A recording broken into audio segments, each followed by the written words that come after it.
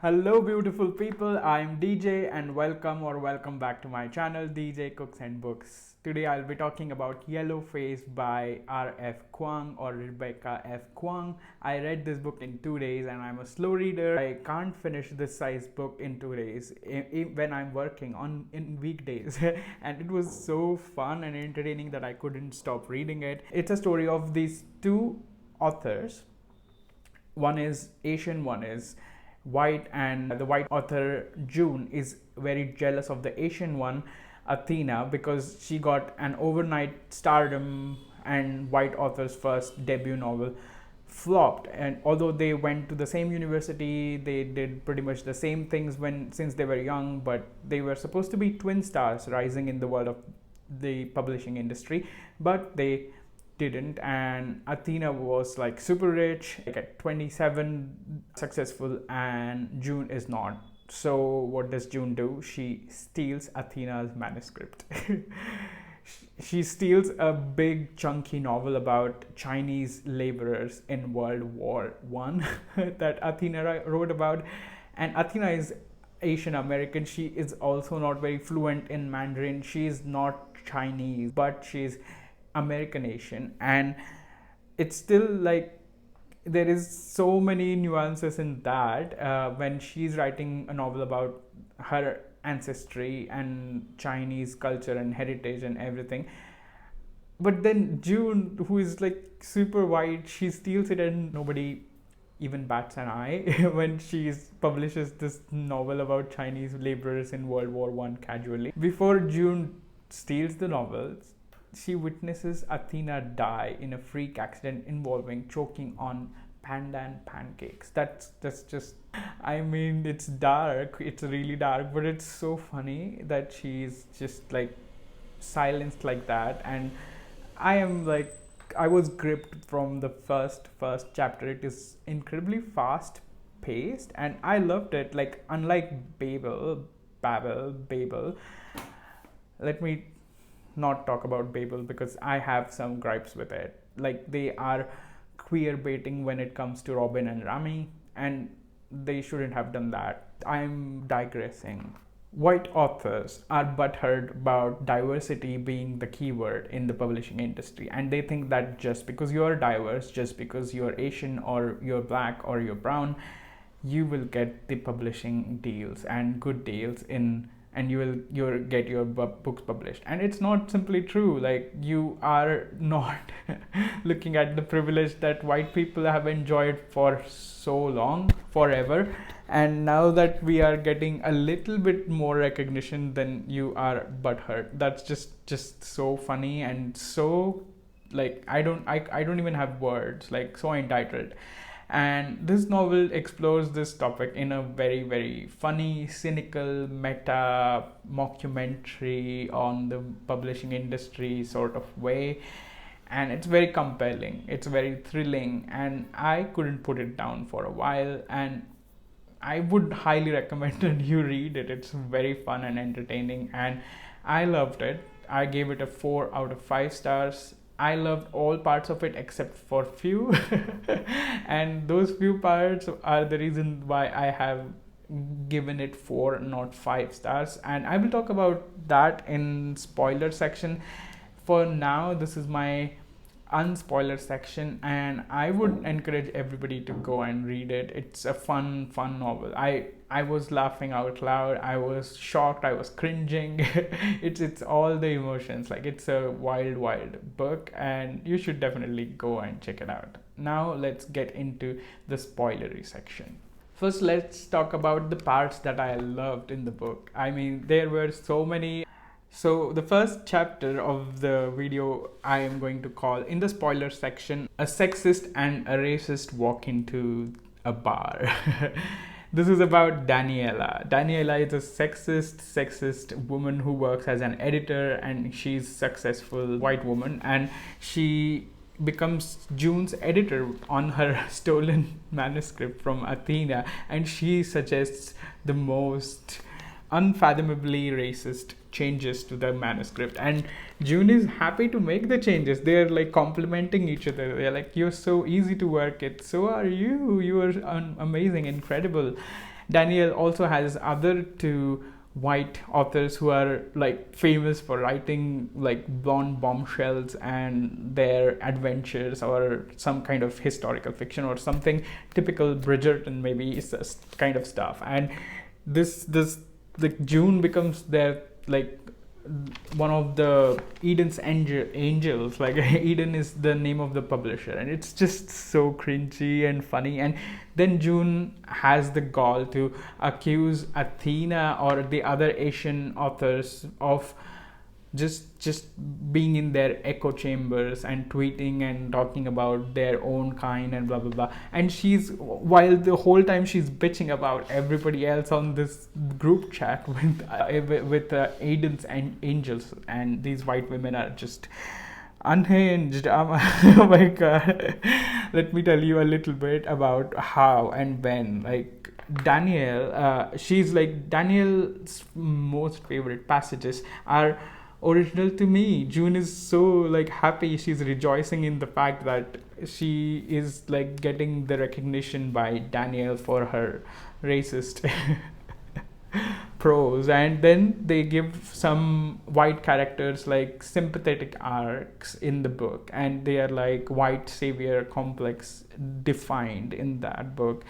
It's just so hard to read, like it's very cringy, like I can't.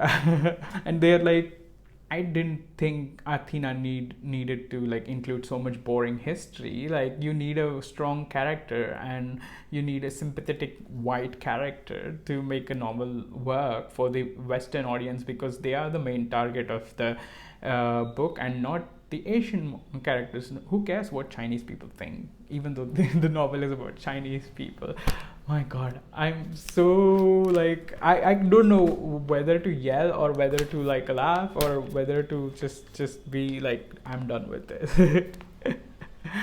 And then the like both together in collaboration give birth to some incredibly racist stereotypes and characters and white supremacist characters in the book about Chinese laborers in World War One. Let me remind you.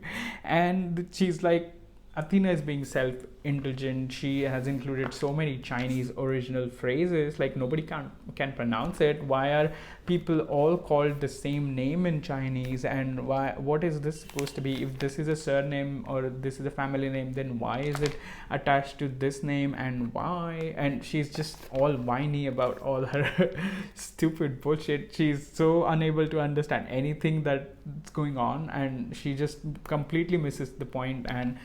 And she's just entitledly like critiquing Athena's writing. And when she's complimented, she's like, my original parts are being complimented from the stolen book. I have transformed this raw manuscript from a diamond in the rough to actual shining bright diamond.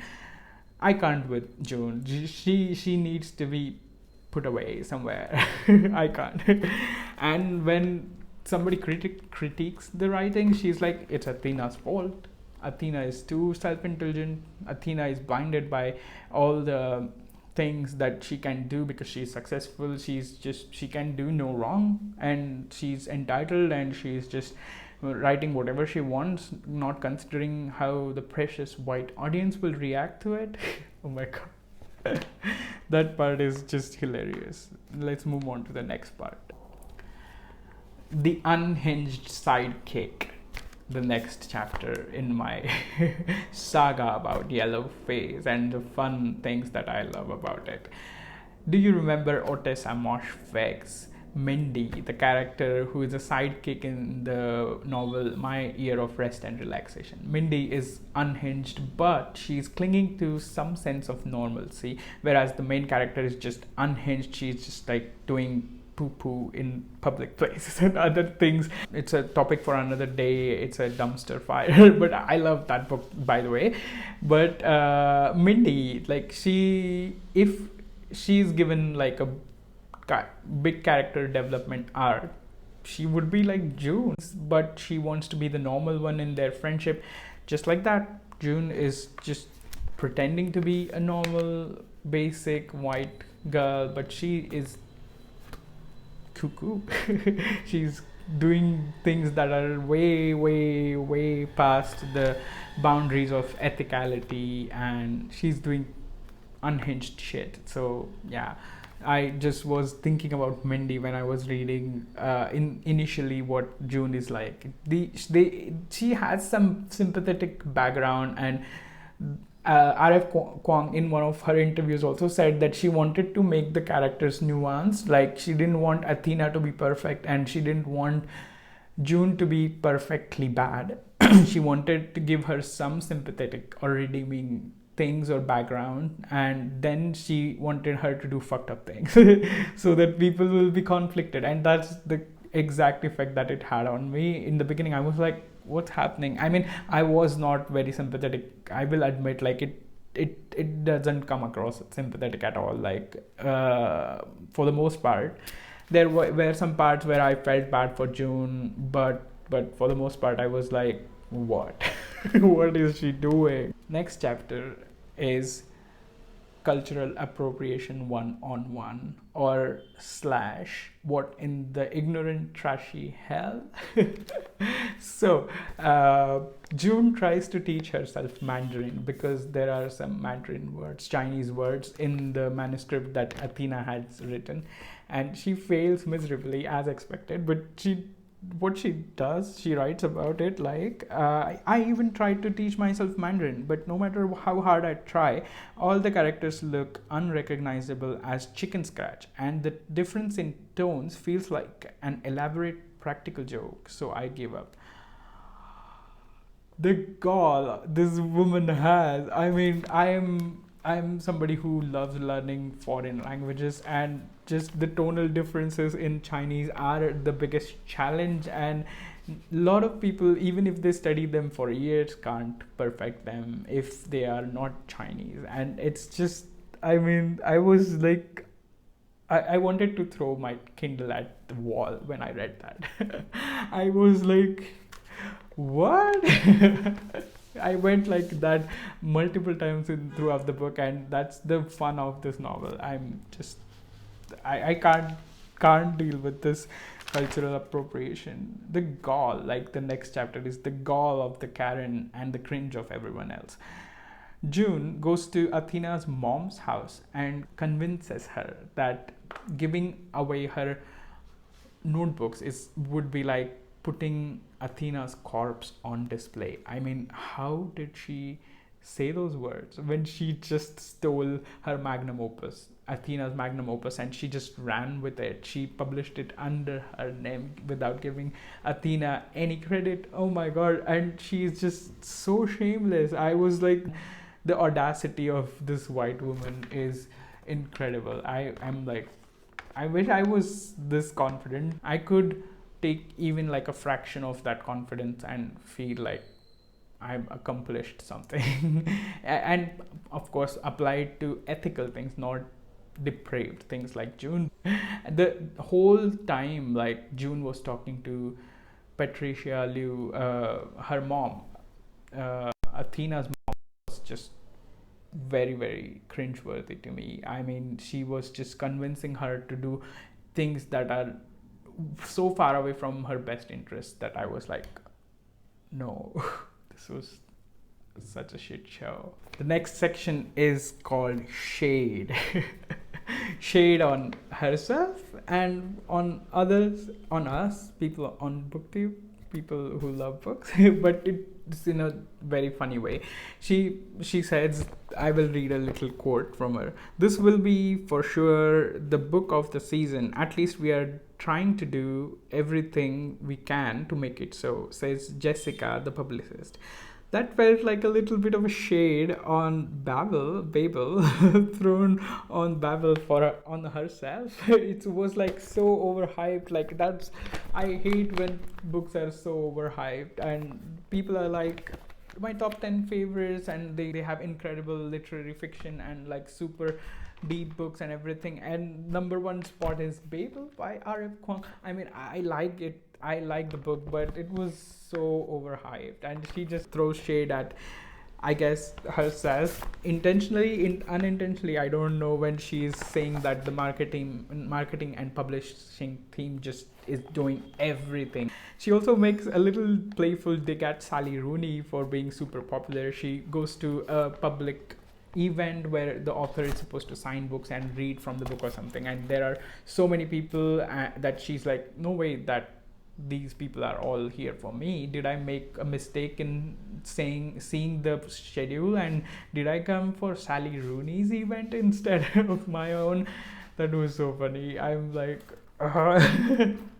Sally Rooney does kind of write about herself, like through Alice in Beautiful World, Where Are You? I think it seems like she's writing about herself and also about the publishing industry. So if you like this book, you might like that part of Beautiful World, Where Are You also. So might be a nice thing to check out after you finish Yellowface. Then she throws shade on a book box service called Readaholics, and rightly so, because they are with books sending the readers cruelty-free vegan leather tote bags and zodiac animals, Chinese zodiac animal keychains, and sustainably sourced single origin green teas from Taiwan. Lovely. I don't know, consumerism, I guess. Then she throws shade at Twitter, she throws shade at Instagram, other social media platforms, TikTok infants. She is also throwing shade at writers who blow smoke up other writers' asses, always blurbing each other on their mediocre books, and they're like gagging on the excerpts from other people's work in progress books, etc. And she makes fun of people on booktube or people who are writing reviews and critiques, and it's just so fun. I was laughing out loud the whole time when she was talking about these social media things. People on booktube love to hate on anything. I'm going to get there. I'm going to get to the point where I'm going to be hating on some things in this book, so stay tuned for that part. We are just getting to it, like jumping onto it soon, because these are my favorite points from the book, and I loved it, and other people will always be pointing out some even better points that I might not have covered in this book. If you have any points that you would like to add about the things that you love about this book, please write them in the comments, and we'll all like get to reminisce about the good things in this book. And now let's go to the things that I did not gel with well in this book. Let's hate on it a little bit. So I wanted the book to pick their adventure wisely in the end, like make it like experimental. Make there are two scenarios, choose one or the other, but RF Kuang chose both of the scenarios in the end, and I did not like it. The first one, let me tell you about the first scenario. It's the ass kicking of June Hayward's. Ass is Adele Sparks Sato, who is a critic who writes online blog criticism, and she proves that June is a plagiarist, and she has lifted a whole first paragraph from Athena's project in a writing workshop and put it in her other novel. I think the novel is called The Mother Witch or something, that June actually ironically wrote herself, just except the first paragraph was lifted from Athena, and that's the inspiration. And oh my god, June going on and on about Athena being her inspiration, I am over it. But that was like Adele showing June her place, putting her into her place. There are 18 other witnesses to this fact, and it's just non-disputable. She just takes her down online, completely online, on Twitter, on other platforms like YouTube. People are criticizing June, and she's just like unredeemable, but she's a white woman. She's somebody who is in the same category of Miss J.K. Rowling, I guess. And she just doubles down on her problems. She just denies that she stole anything from her Athena's manuscript, and just this was like a coincidence. Somehow their paragraphs about their books ended up in each other's notebooks, and then she just got caught up in thinking about the book and ended up putting the paragraph in the second book, but the other parts are just her own. I like this route. Like, you could have gone this route and then nothing much happens and she's just living her life. June is just this storm blows over and June goes about her way being June, and nothing too bad happens to June, and that's realistic, that's believable, and the novel could have ended there. But no, the second scenario is the thing that happens after that, and let me get to that now. The second scenario was the ghost gossip girl XOXO. I mean, I was not into it, guys, please.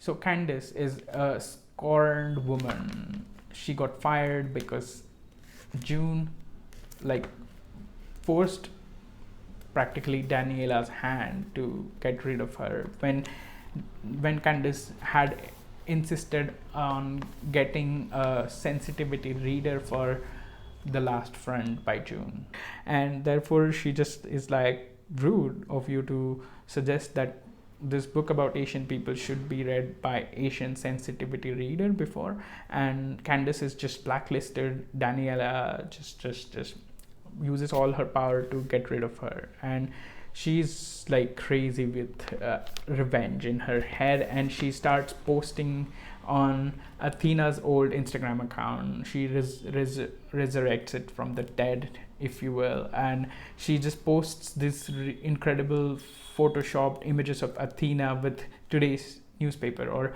the books that have been clearly published after Athena's death, to make June believe that Athena is somehow alive, and June is going crazy by thinking that Athena's spirit or ghost is haunting her, and she burns incense. It's bizarre as hell.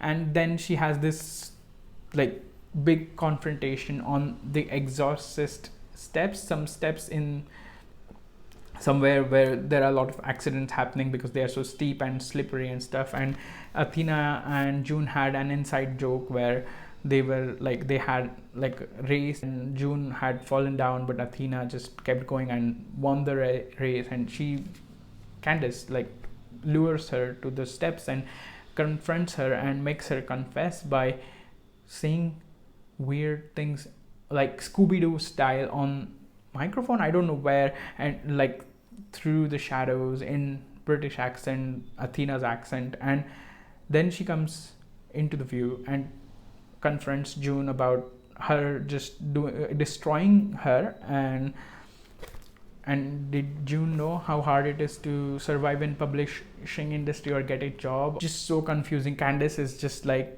going on and on and on about how she even hated Athena because she was successful.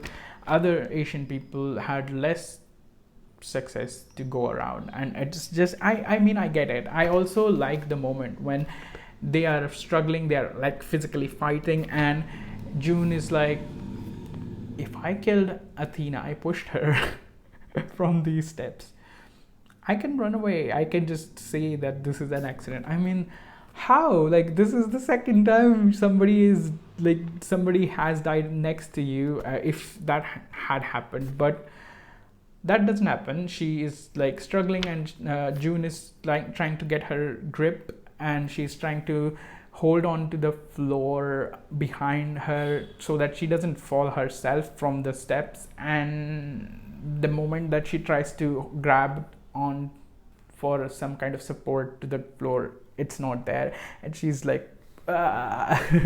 she falls, and that moment was epic. I get that payoff was well, but the ghost XOXO Gopis girl, I wasn't for it. That seemed redundant. Why did that have to happen? And then again, the same foregone conclusion is June doesn't care. She's going to double down. She's going to write another book explaining everything to counter the narrative that Candace has proof of like that, the confession on camera, and she's going to write about a book about it, and Candice gets like a 7-figure deal for it.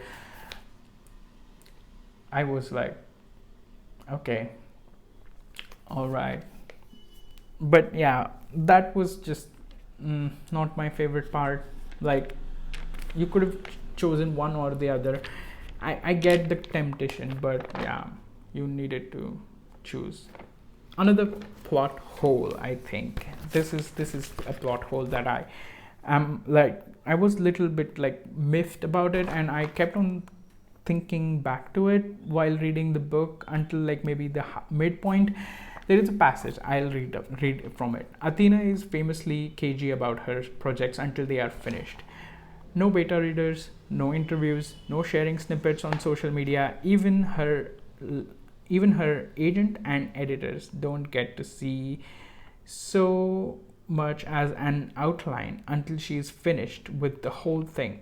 The only things she has revealed over the past 2 years are that this novel had something to do with the 20th century military history, and that it's a big artistic challenge for her. So she had revealed this, and I would imagine that she had revealed this not to just June but to everyone. Like, I mean, like, she must be hounded by her fans or the people in 2 years that she had been working on this, to tell them at least about this much. And I can believe that if she was very secretive, that she told only this much military in the 20th century.